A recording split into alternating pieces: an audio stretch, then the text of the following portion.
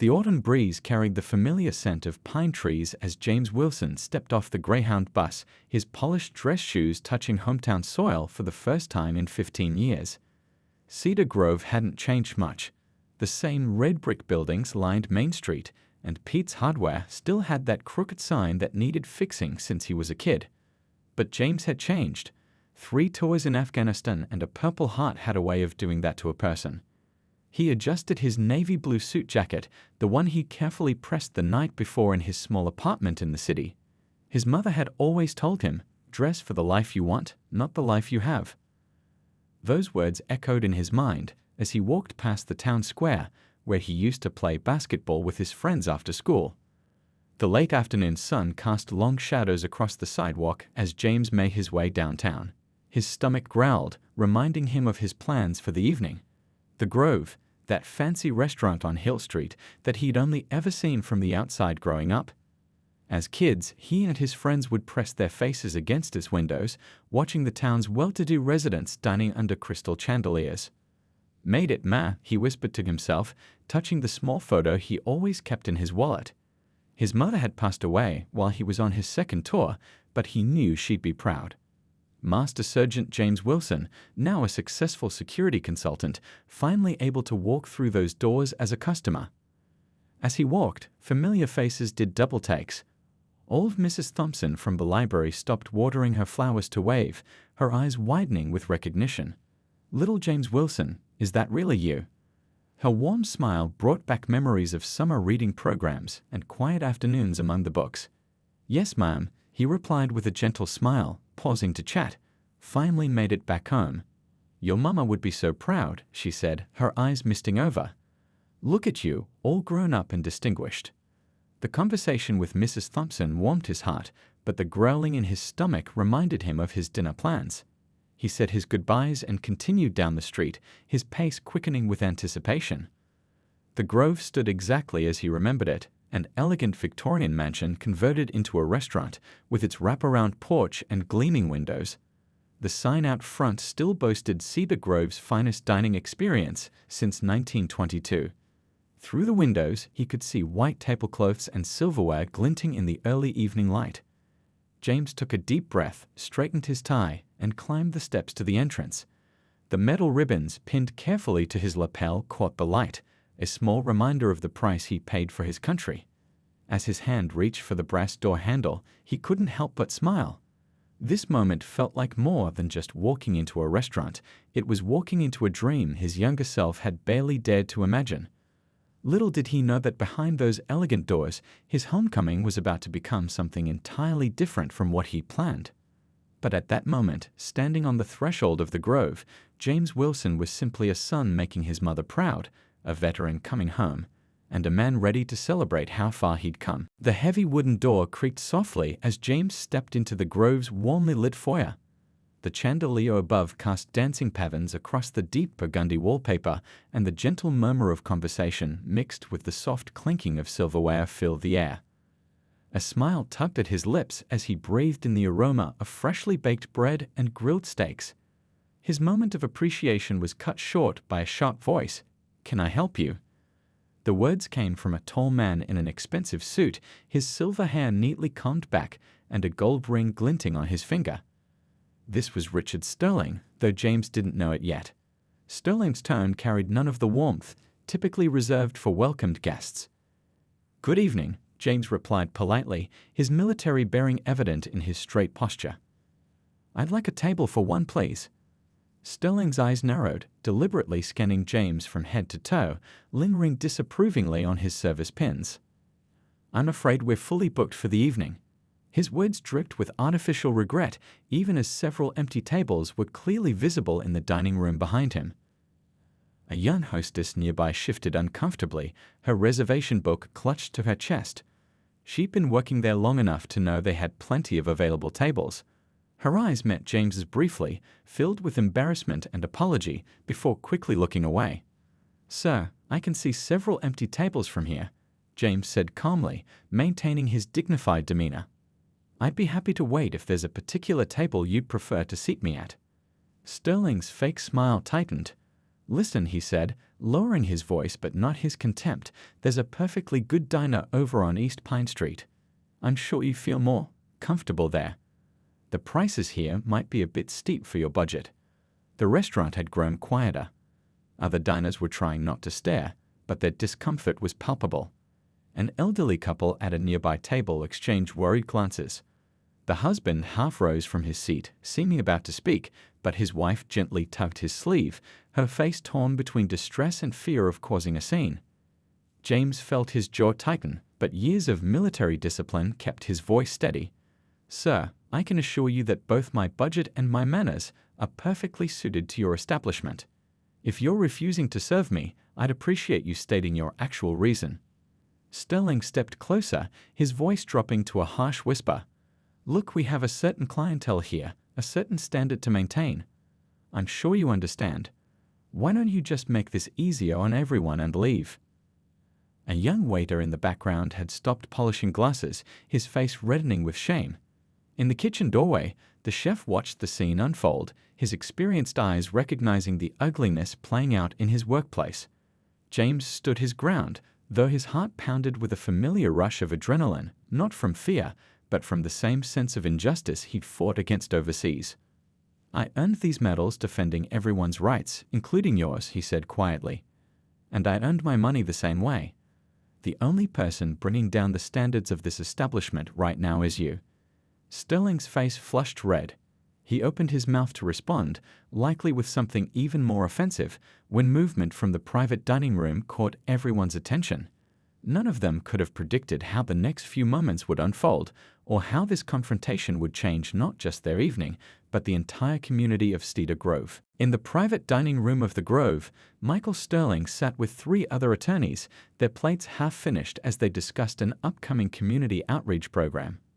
At 32, Michael was the youngest district attorney the city had ever appointed, and the first black person to hold the position. The Rood's heavy oak door was slightly ajar, letting in both the warm glow from the main dining room and fragments of the confrontation unfolding outside. At first, Michael barely registered the voices, absorbed in explaining his plans for youth legal education in local schools. But his father's tone, that particular edge it got when he was being diplomatic, caught his attention. He'd heard it too many times growing up, always followed by something that made him sink lower in his seat. "Something wrong?" asked his colleague, noticing Michael's sudden distraction. Michael held up a hand, his heart beginning to race as he caught snippets of the exchange. The familiar knot in his stomach, the one he carried through childhood, began to tighten. Through the gap in the door, he could see his father's back, rigid with authority, and beyond him, a well-dressed man whose military bearing was unmistakable. The service pins on the man's lapel caught the light. Purple Heart, Afghanistan Campaign Medal, medals Michael recognized from his own time in the JAG Corps. "I need a moment," Michael said quietly to his colleagues, rising from his chair. They watched with concern, sensing the shift in his demeanor. These people knew him as confident, composed, the man who never lost his cool in the courtroom. But right now, his hands were trembling slightly as he adjusted his tie. The voices outside grew clearer. Michael heard the suggestion about East Pine Street, the other side of town, where his biological parents had lived before the accident that left him an orphan at age 3. He'd heard whispers about that divide his whole life, even as his adoptive parents' wealth and name had supposedly lifted him above it. His father's voice continued, each word making Michael's chest tighter. He'd spent years making excuses for these moments, changing the subject when his father complained about changes in the neighborhood, pretending not to notice when qualified candidates for restaurant positions were turned away for vague reasons. He told himself that his father was from a different time, that he was trying, that he loved Michael, so it couldn't be that bad. But standing there, listening to his father humiliate a decorated veteran, a man who'd put his life on the line for their country, Michael felt the last of those carefully constructed excuses crumble. He thought about his own uniform, carefully preserved in his closet at home. Thought about how many times he'd stood proud in that uniform while his father beamed and took photos, bragging about "my son, the military lawyer." Through the gap, he watched the veteran stand his ground with quiet dignity. The man's words about defending everyone's rights echoed in the room, and Michael saw several diners nodding in agreement. An older woman dabbed at her eyes with a napkin. A young server looked like he wanted to sink into the floor. One of Michael's colleagues, sensing the weight of the moment, stepped up beside him. "Whatever's going on out there," she whispered, "we've got your back." Michael straightened his shoulders, feeling the full weight of his position, not just as district attorney, but as someone who'd benefited from privilege, while others were denied basic respect. He thought about all the times he'd stayed quiet, telling himself he was picking his battles, waiting for the right moment. Looking at the veteran's face, proud but pained, Michael knew this was the moment. Not just for him or for this man, but for every person who'd ever been told they didn't belong. Every person who'd been judged by the color of their skin rather than the content of their character. Taking a deep breath, Michael reached for the door handle. It was time to step out of the shadows and into the light, time to bridge the gap between the world his father clung to and the one Michael had sworn an oath to protect. The heavy door creaked as he pushed it open, and all eyes in the main dining room turned toward the sound. The creak of the private dining room door seemed to echo through the Grove's suddenly silent main room. Michael's footsteps, steady and purposeful, carried him into the space between his father and James. The overhead chandelier cast 3 distinct shadows on the polished hardwood floor, father, son, and stranger, forming a triangle of tension that held everyone's attention. "Dad," Michael said, his voice carrying clearly through the hushed restaurant. "I believe this gentleman is waiting for a table." Richard Sterling's face went through a remarkable transformation, from righteous indignation to shock, then to something approaching fear as he realized his son had witnessed everything. "Michael, I was just explaining to this man that we're fully booked for." "For someone like me?" James asked quietly, his eyes moving between father and son with dawning understanding. Michael turned to face James, extending his hand. "Michael Sterling, Cedar Grove District Attorney, and apparently someone who needs to have a long overdue conversation with his father about how we treat our veterans." He gestured to James's service pins. "Afghanistan." James nodded, accepting the handshake. 3 tours. Master Sergeant James Wilson. JG Corp myself, though I never saw combat. "Thank you for your service, Sergeant." Michael's words carried genuine respect, and several diners nodded in agreement.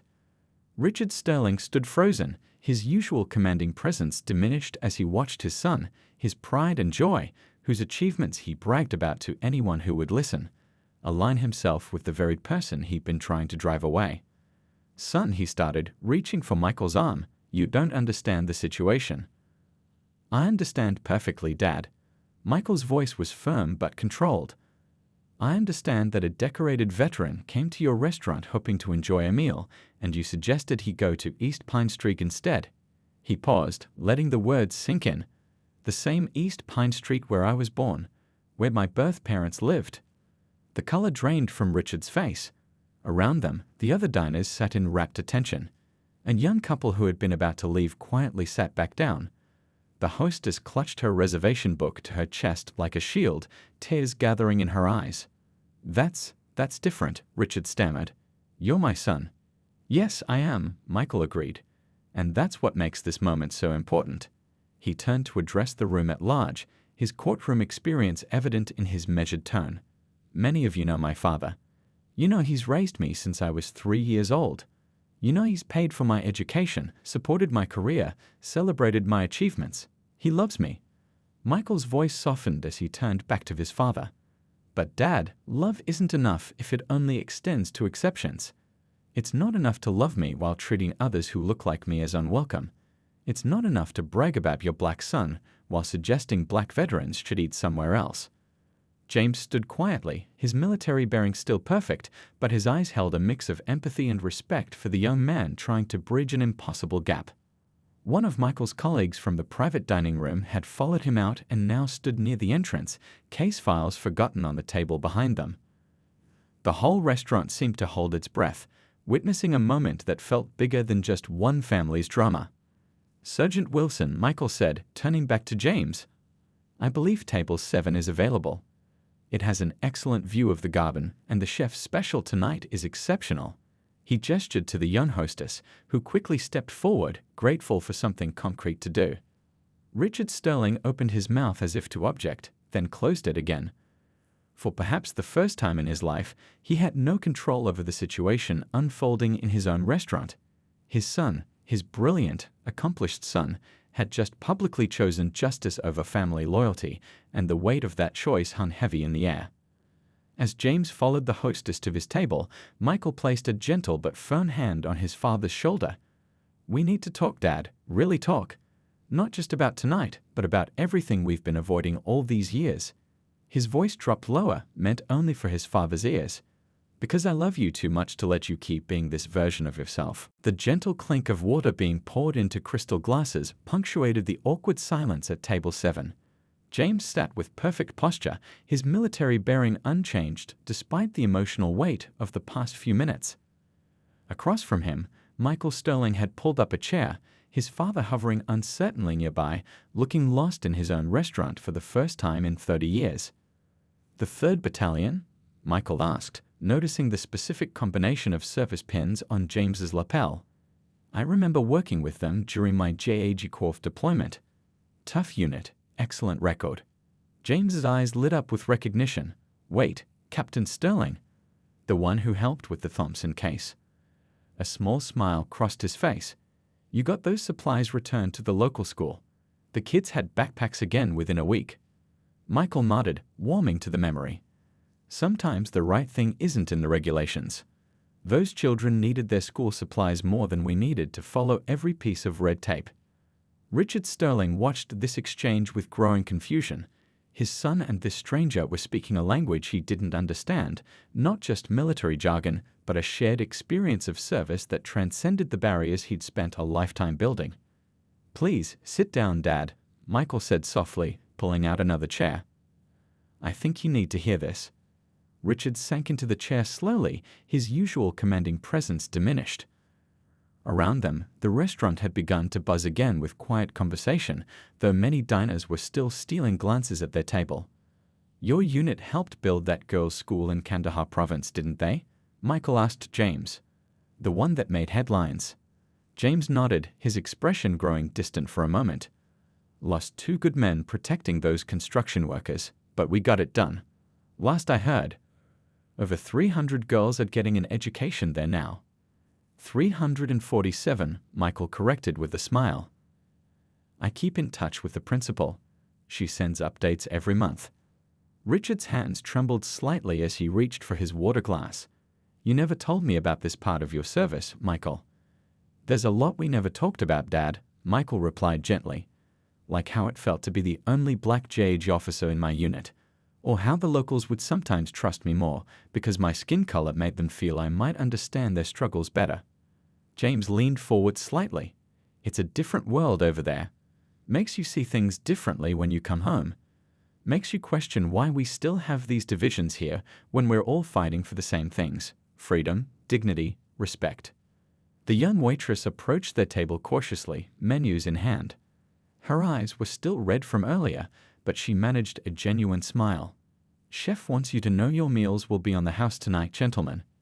"No," James said firmly but kindly. "I'll pay full price.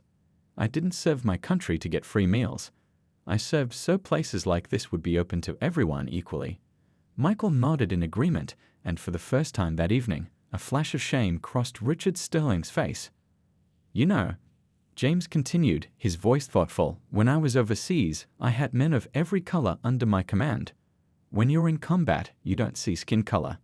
You see the person willing to take a bullet for you, to share their last water with you, to carry you to safety when you're wounded." The waitress stood transfixed, menus forgotten in her hands, as James spoke. Other nearby diners had gone quiet again, listening. "The real test," James said, looking directly at Richard, "isn't how we treat people when we're facing enemy fire. It's how we treat them when we're all back home, trying to have dinner in a nice restaurant on a peaceful evening." Michael reached over and squeezed his father's shoulder. "Dad, remember when you used to tell me I could be anything I wanted to be, that no door would be closed to me?" Richard nodded mutely. "Well, Sergeant Wilson fought to make those words true, not just for me, but for everyone. His Purple Heart? He got that protecting a convoy of school supplies, making sure kids who looked like me would have the same opportunities you gave me. The restaurant had grown quiet again, but this time it wasn't the tense silence of earlier. It was the hushed attention of people witnessing something profound, a moment of understanding slowly dawning across Richard Sterling's face as he looked between his son and the man he tried to turn away. The evening sun had set completely now, casting the Grove's dining room in the warm glow of chandeliers and wall sconces. Michael stood before the assembled diners, his legal training evident in his composed demeanor, but his eyes held the raw emotion of a son finally confronting long-buried truths. "I was 3 years old," he began, his voice carrying clearly through the hushed restaurant, "when Richard and Catherine Sterling chose to adopt me. My birth parents had died in a car accident on East Pine Street, the same street my father suggested Sergeant Wilson visit tonight. A few tables away, an elderly couple who'd been regular customers for decades exchanged glances. The wife reached for her husband's hand, squeezing it gently as Michael continued. My parents gave me everything, the best schools, music lessons, summer camps. They celebrated every achievement, supported every dream. But there was always something we didn't talk about." Michael paused, looking at his father, who sat with his head bowed. "We never talked about why I was often the only black child at those summer camps. We never discussed why some parents seemed uncomfortable when I came to their homes for birthday parties." The young hostess had stopped pretending to organize menace, tears flowing freely down her cheeks. Behind her, the kitchen staff had gathered in the doorway, drawn by the power of Michael's words. "I learned to navigate 2 worlds," Michael continued. "At home, I was just Michael Sterling, beloved son, star student, future lawyer. But outside, I was a black man in a world that often saw my skin before seeing my achievements. And my father," he looked at Richard with a mix of love and sadness, "my father thought he could protect me by pretending those 2 worlds didn't exist." James sat quietly at his table, his military bearing softened by understanding. He'd seen this before. Good people trapped by their own blind spots, the slow, painful process of eyes being opened. "When I joined the JG Corps," Michael went on, "Dad proudly told everyone about his son serving his country. But we never talked about the times I was pulled over for no reason while wearing my uniform. We never discussed how some of my fellow officers would change their tone when they saw my face didn't match my last name." Richard Sterling's shoulders shook slightly. His wife Catherine, who had arrived halfway through the evening after a concerned call from the chef, placed a comforting hand on his back. "I love my parents," Michael said firmly. "They chose me, raised me, shaped me into the man I am today. But love isn't just about protecting someone from reality. It's about fighting to change that reality when it's unjust."